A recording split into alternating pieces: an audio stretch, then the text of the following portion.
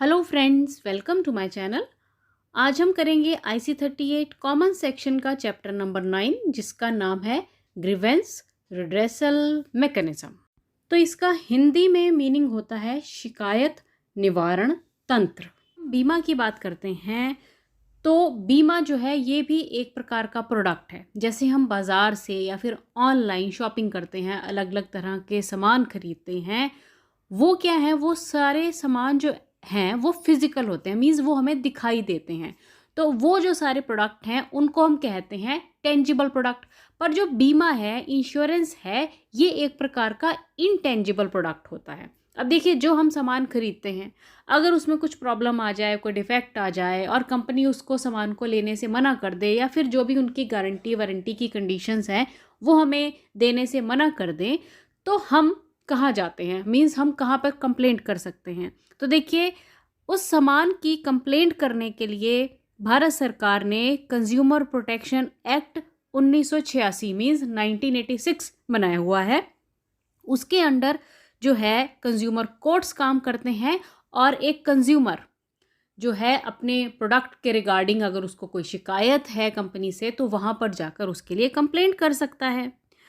तो उसी प्रकार जो इंश्योरेंस के प्रोडक्ट्स हैं, चाहे वो जनरल इंश्योरेंस है या फिर लाइफ इंश्योरेंस है, उसकी कंप्लेंट करने के लिए, मीन्स अगर हमें इंश्योरेंस प्रोडक्ट के रिगार्डिंग इंश्योरेंस कंपनी से कोई कंप्लेंट है, हमारा कोई क्लेम रिजेक्ट हो गया है या टाइम पर नहीं दिया जा रहा है, तो उसके लिए कंप्लेंट करने के लिए IRDAI ने special protection of policy holders interest regulation तैयार किया हुआ है, जिसे IRDAI 2002 रेगुलेशंस कहा जाता है। अब इसके हिसाब से IGMS की स्थापना की गई है, जिसकी फुल फॉर्म है इंटीग्रेटेड ग्रीवेंस मैनेजमेंट सिस्टम। देखिए, ये एक ऐसा सिस्टम बनाया गया है जहां पर जो पॉलिसी होल्डर है वो अपनी पॉलिसी के रिगार्डिंग कंप्लेंट रजिस्टर कर सकता है, लॉन्च कर सकता है। फिर वो जो कंप्लेंट्स हैं रिस्पेक्टिव इंश्योरेंस कंपनीज को फॉरवर्ड कर दी जाती हैं। इस प्रकार शिकायतों को सुलझाने का जो सबसे पहला सिस्टम है वो है इंटीग्रेटेड ग्रीवेंस मैनेजमेंट सिस्टम। उसके बाद अगर हम बात करें तो कंज्यूमर डिस्प्यूट रिड्रेसल एजेंसीज भी हैं, जो कि अलग अलग लेवल पर काम करती हैं। और ये जो अलग अलग लेवल हैं ये हैं डिस्ट्रिक्ट फोरम, स्टेट कमीशन और नेशनल कमीशन। देखिए, जैसे कि हमें इनके नाम से पता चल रहा है, जो डिस्ट्रिक्ट कमीशन है ये जिला लेवल पर काम करता है, और जो जिला फोरम है या डिस्ट्रिक्ट फोरम है, यहाँ पर इंश्योरेंस के जो क्लेम है, अगर उसकी वैल्यू 1 करोड़ रुपए तक है, मीन्स जो कंपनसेशन क्लेम है अगर 1 करोड़ रुपए तक का है, तो उसकी जो सुनवाई है वो डिस्ट्रिक्ट फोरम में की जा सकती है। ठीक है, पहले ये जो वैल्यू थी ये 20 लाख रुपए तक थी, पर अब जो कंज्यूमर प्रोटेक्शन एक्ट 2019 में जो अमेंडमेंट्स हुई हैं उसके हिसाब से ये जो वैल्यू है ये 20 लाख रुपए से कितनी कर दी गई है, 1 करोड़ रुपए तक। अब अगर हम दूसरी बात करें, वो है सेकंड जो है वो स्टेट कमीशन है। अब जो स्टेट कमीशन है ना, अगर आपका जो कंपनसेशन क्लेम है उसकी वैल्यू 1 करोड़ रुपए से 10 करोड़ रुपए तक की है, तो जो उसकी सुनवाई है वो कहाँ पे की जाएगी, स्टेट कमीशन में। पहले ये वैल्यू 20 लाख से 1 करोड़ रुपए तक की थी। और अगर जो कंपनसेशन क्लेम है उसकी वैल्यू 10 करोड़ से अबव है, तो उसकी जो सुनवाई है वो कहाँ पे की जाएगी, नेशनल कमीशन में की जाएगी। तो ये तीनों लेवल आपने याद रखने हैं। देखिए, पहले इनकी वैल्यूज़ अलग थी, हो सकता है कुछ बुक्स में पुरानी वैल्यूज़ दी गई हैं, पर according to the consumer protection act 2019 के हिसाब से इनकी वैल्यूज़ में चेंजेस कर दी गई हैं। डिस्ट्रिक्ट फोरम है कितना, up to 1 crore, state commission में 1 करोड़ से 10 करोड़, और नेशनल कमीशन में 10 करोड़ से अबव के जो कंपनसेशन क्लेम है उनकी सुनवाई की जाती है। अब हम बात करते हैं कि जो यहाँ पे जो कंप्लेंट की जाती है वो किस प्रकार से की जाती है, क्या उसका प्रोसीजर रहता है ना। तो इसके लिए आपने 4-5 बातें याद रखनी है। सबसे पहले तो क्या है कि यहाँ पर कंप्लेंट करने के लिए कोई भी फ़ी की आवश्यकता नहीं रहती है, किसी भी फीस की आवश्यकता नहीं रहेगी। दूसरी बात है कि जो कंप्लेनेंट है वो खुद ही जाकर या फिर उसका कोई ऑथराइज्ड एजेंट है तो वो वहाँ पर कंप्लेंट कर सकता है। तीसरी बात है कि किसी भी एडवोकेट की आवश्यकता नहीं रहेगी, सिंपली आप राइटिंग में या फिर मेल के थ्रू बाय पोस्ट जो है अपनी कंप्लेंट पर्टिकुलर वेबसाइट पे मेल के थ्रू अपनी कंप्लेंट जो है वो कर सकते हैं। नेक्स्ट हम बात करते हैं कि nature of complaints means generally जो कंप्लेंट्स रहती हैं वो किस किस प्रकार की रहती हैं। 5 टाइप की जो जनरली कंप्लेंट रहती है। सबसे पहले है delay in settlement of claims, means जो क्लेम के सेटलमेंट में बहुत ज़्यादा देरी की जा रही है इंश्योरेंस कंपनी के द्वारा। Non settlement of claims means settle कर ही नहीं रहे हैं। रेपुडिएशन ऑफ द क्लेम्स, मतलब इंश्योरेंस कंपनी ने मना कर दिया, परित्याग कर दिया कि हम नहीं देते क्लेम, जाओ जहाँ जाना है। क्वेंटम ऑफ लॉस, इसका मतलब होता है कि नुकसान की मात्रा, मींस जो नुकसान है वो ज़्यादा हुआ है पर जो पैसा कंपनी की तरफ से दिया गया, क्लेम दिया गया, वो कम दिया गया है। और जो 5वें तरह की कंप्लेंट रहती है जनरली वो पॉलिसी टर्म्स और कंडीशंस के रिगार्डिंग रहती है। अब ये तो हमने बात की कि अलग अलग लेवल जहाँ पर जो कंज्यूमर है वो जाकर अपनी कंप्लेंट कर सकता है, चाहे वो इंश्योरेंस का कंज्यूमर है या फिर किसी और प्रोडक्ट का। पर क्या है कि जो इंश्योरेंस के केसेस रहते हैं उनको सॉल्व करने के लिए सेंट्रल गवर्नमेंट ने क्या किया, इंश्योरेंस ओम्बड्समैन की स्थापना कर दी, मीन्स जिसे हिंदी में बीमा लोकपाल कहते हैं। इसका मेन काम ही है बीमा से रिलेटेड केसेस को सॉल्व करना, है ना, ताकि इंश्योरेंस कंपनीज और जो कंप्लेनेंट हैं, क्लाइंट हैं, पॉलिसी होल्डर जिनके साथ प्रॉब्लम आई है, उनकी ईजी वे में और जल्दी जो है जो भी प्रॉब्लम है उनको सॉर्ट आउट किया जाए, सॉल्व कर दिया जाए। तो सेंट्रल गवर्नमेंट ने इंश्योरेंस एक्ट 1938 के हिसाब से redressal of public grievance rule 1998 में ये किया कि 11 नवंबर 1998 को इंश्योरेंस ओम्बड्समैन की कर दी स्थापना। अब भारत में टोटल 17 ओम्बड्समैन हैं और जिस भी किसी व्यक्ति को इंश्योरेंस से रिगार्डिंग कोई भी कंप्लेंट है किसी भी इंश्योरेंस कंपनी के लिए तो वो अपनी कंप्लेंट इंश्योरेंस ओम्बड्समैन में कर सकता है। पर इसके लिए कुछ इन्होंने कंडीशंस दी हुई हैं कि क्या क्या कंडीशंस हैं, उनके हिसाब से हम ये जो कंप्लेंट कर सकते हैं। सबसे पहले तो इनकी जो लिमिट है वो है 30 लाख रुपए तक, मीन्स जो कंपनसेशन क्लेम है अगर वो 30 लाख रुपए तक है तो आप इंश्योरेंस ओम्बड्समैन में जो है अपनी कंप्लेंट कर सकते हैं। दूसरी बात ये है कि जो कंप्लेंट है उसको जो अप्लाई करने का जो टाइम पीरियड रहता है वो 1 साल है, मीन्स जैसे इंश्योरेंस कंपनी ने क्लेम रिजेक्ट कर दिया और जिस दिन रिजेक्ट किया है उससे 1 साल का टाइम रहता है कि आप जो है इंश्योरेंस ओम्बड्समैन में अपनी कंप्लेंट कर सकते हैं। तीसरी इंपॉर्टेंट बात यह है कि जो कंप्लेंट है वो किसी और कोर्ट में या फिर कंज्यूमर फोरम में पेंडिंग नहीं होनी चाहिए, है ना। तो ये कुछ बातें हैं जो कि इसके लिए आपको ध्यान में रखनी है। अब हम कुछ प्रैक्टिस क्वेश्चंस करेंगे। सबसे पहला क्वेश्चन है rights of a consumer are protected under dash. आपको बताना है कि एक कंज्यूमर के जो राइट्स हैं, अधिकार हैं, वो किसके अंडर प्रोटेक्टेड रहते हैं। तो देखिए जैसे कि अभी हमने बात की, जो कंज्यूमर के राइट्स हैं वो प्रोटेक्टेड रहते हैं कंज्यूमर प्रोटेक्शन एक्ट 1986 के अंडर। तो आपको ये याद रखना है बहुत अच्छी तरह से। तो इसका राइट आंसर आएगा ऑप्शन बी। अब अगला क्वेश्चन जो है इससे आपको थोड़ा सा डाउट क्लियर हो जाएगा जो कंज्यूमर और एक कस्टमर में होता है। तो इस क्वेश्चन में पूछा गया है कि as per consumer protection act 1986 who can not be classified as a consumer. तो ये क्वेश्चन कह रहा है कि जो कंज्यूमर प्रोटेक्शन एक्ट 1986 है उसके हिसाब से आप किसे कंज्यूमर नहीं मानेंगे। तो ऑप्शंस पढ़ते हैं पहले तो। हायर्स गुड्स और services for personal use, a person who buys goods for resale purpose, buys goods and services for a consideration and use them, and use the services of other for a consideration। अब देखिए इसमें जो first, third और fourth option है, इनमें जो भी व्यक्ति है वो सामान खरीद रहा है या फिर सर्विसेज ले रहा है अपने यूज़ के लिए, या तो वो उन चीज़ों को उसी टाइम पर यूज़ कर लेता है, पर कई बारी क्या होता है कि हम जो सामान खरीदते हैं उसे हम सेम टाइम पर कंज्यूम नहीं करते हैं, थोड़े टाइम के बाद के लिए रख लेते हैं, है ना। तो इस तरह से अगर जो प्रोडक्ट हम खरीद रहे हैं और वो खरीदने के बाद सिर्फ हम यूज़ कर रहे हैं, मीन्स हमारे पर आने पर वो प्रोडक्ट जो है वो कंज्यूम हो रहा है, ख़त्म हो रहा है, तब हम कहलाएंगे कंज्यूमर।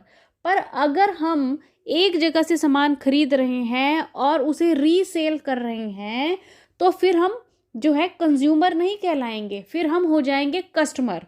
तो इसलिए यहाँ पर जो सेकंड ऑप्शन है, जहाँ पर ये बताया गया है कि person who boys goods for resale purpose, अब ये जो व्यक्ति है ये सामान तो खरीद रहा है, कस्टमर तो ये है, पर उस सामान को ये रीसेल करने के लिए खरीद रहा है, तो यहाँ पर ये कस्टमर होगा, कंज्यूमर नहीं होगा। इसलिए इस क्वेश्चन का जो राइट आंसर है वो है ऑप्शन बी। चलिए अब है हमारा नेक्स्ट क्वेश्चन।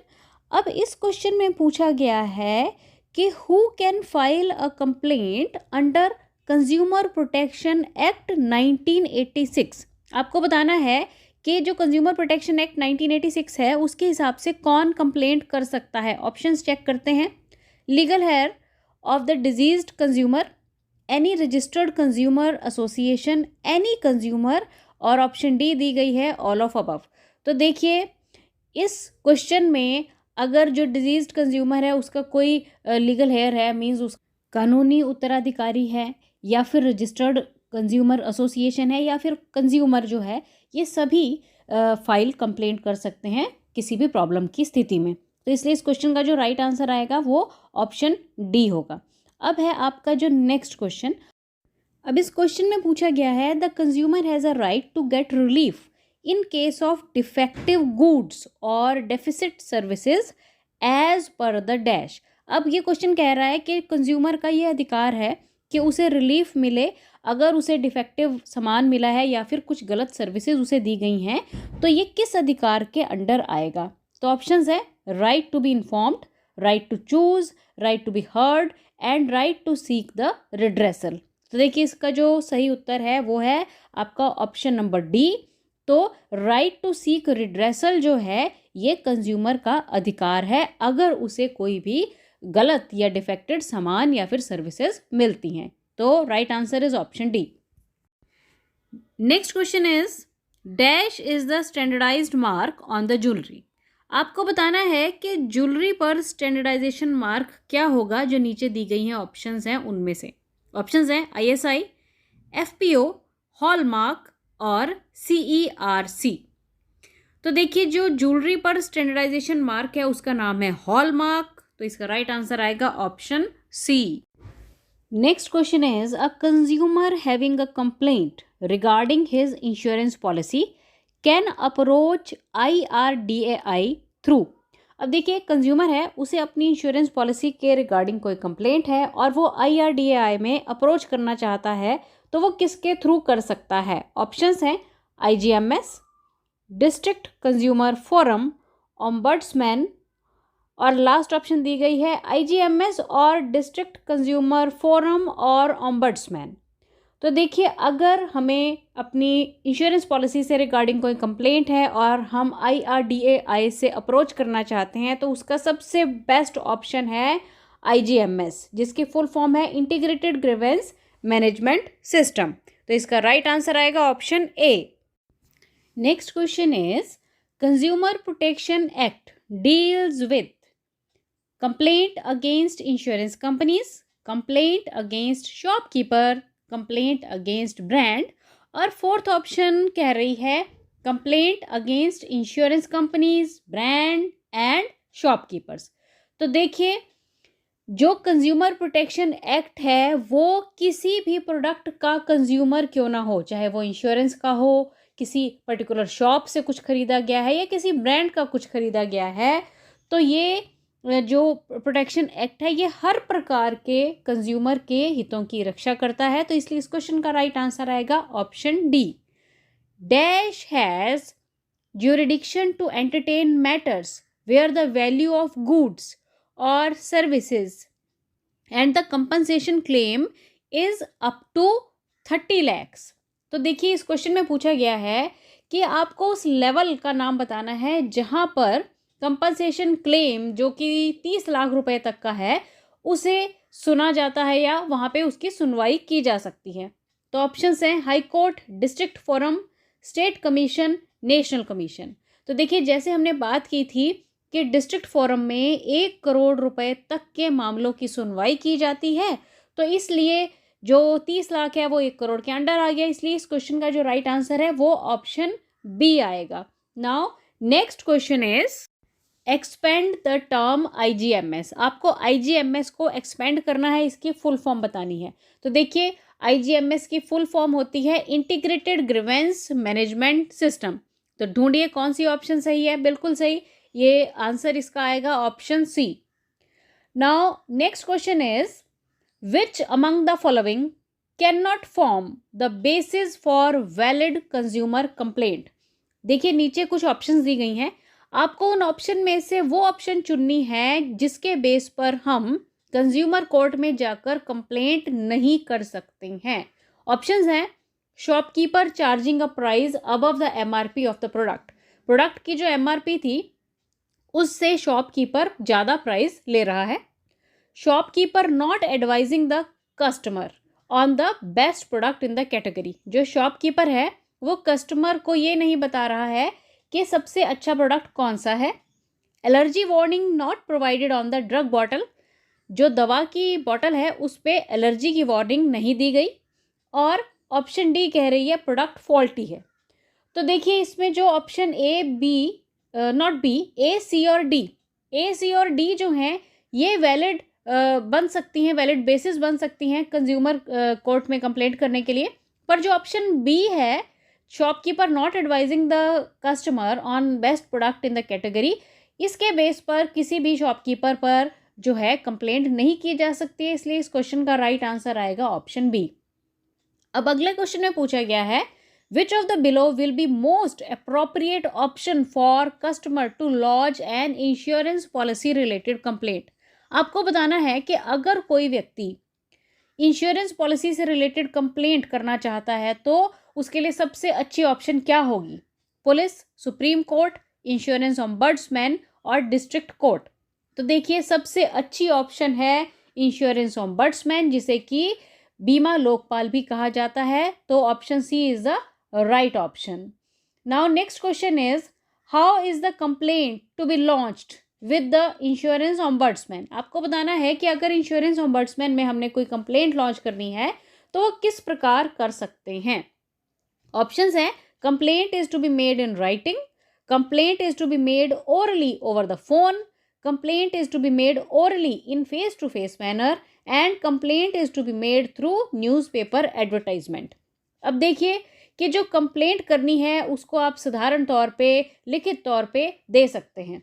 ये नहीं होगा कि आपने फ़ोन पर ओरली कर दिया या फिर फेस टू फेस मैनर में कर दिया या फिर न्यूज़पेपर में एडवर्टाइजमेंट देने की भी आवश्यकता नहीं है। सिंपली प्लेन कागज़ पर एप्लीकेशन लिखिए और कंप्लेंट की जा सकती है।